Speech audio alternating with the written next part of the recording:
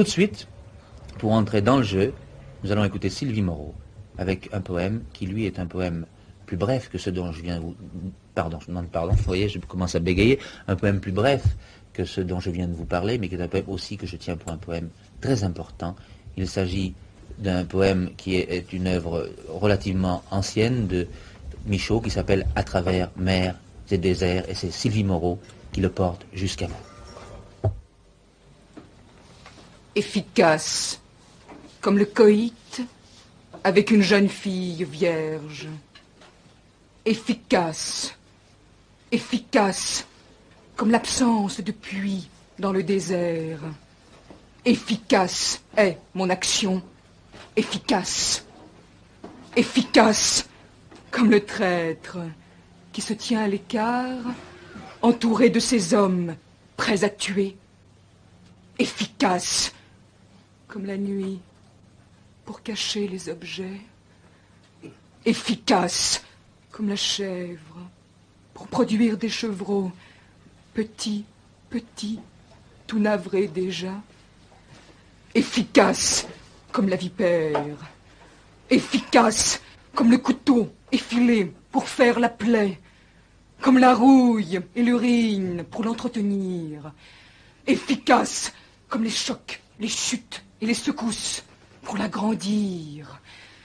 Efficace, comme le sourire du mépris, pour soulever dans la poitrine du méprisé un océan de haine qui jamais ne saura sécher. Efficace, comme les mâchoires de l'hyène, pour mastiquer les membres mal défendus des cadavres. Efficace, efficace est mon action.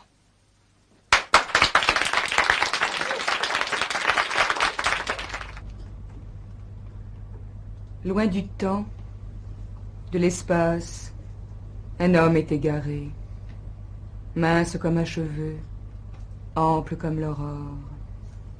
Les naseaux écumants, les deux yeux révulsés, et les mains en avant pour tâter le décor, d'ailleurs inexistant.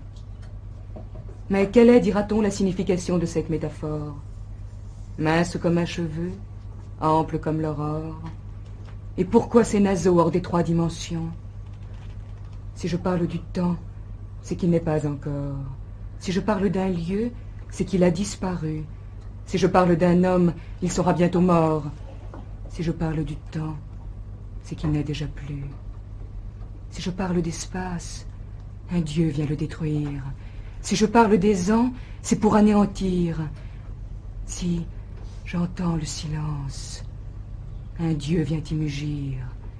Et ses cris répétés ne peuvent que me nuire. Car ces dieux sont démons. Ils rampent dans l'espace, minces comme un cheveu, amples comme l'aurore.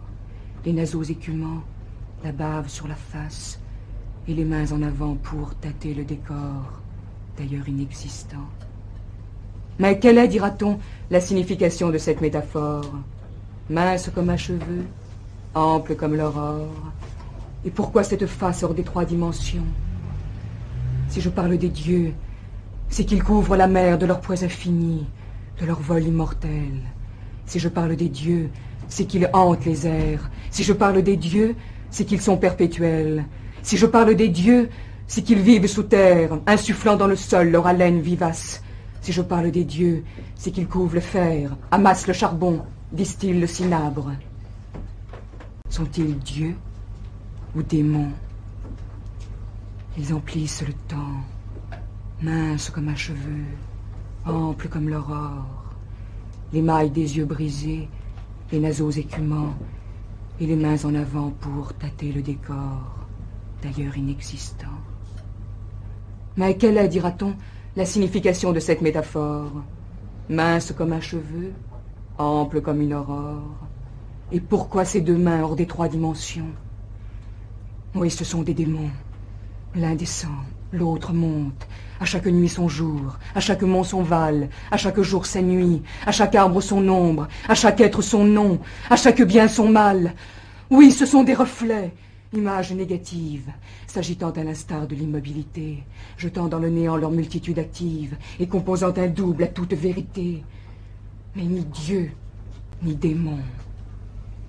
L'homme s'est égaré, mince comme un cheveu, ample comme l'aurore, les naseaux écumants, les deux yeux révulsés, et les mains en avant pour tâter le décor, d'ailleurs inexistant. C'est qu'il est égaré. Il n'est pas assez mince, il n'est pas assez ample, trop de muscles tordus, trop de salive usée. Le calme reviendra lorsqu'il verra le temple de sa forme assurer sa propre éternité.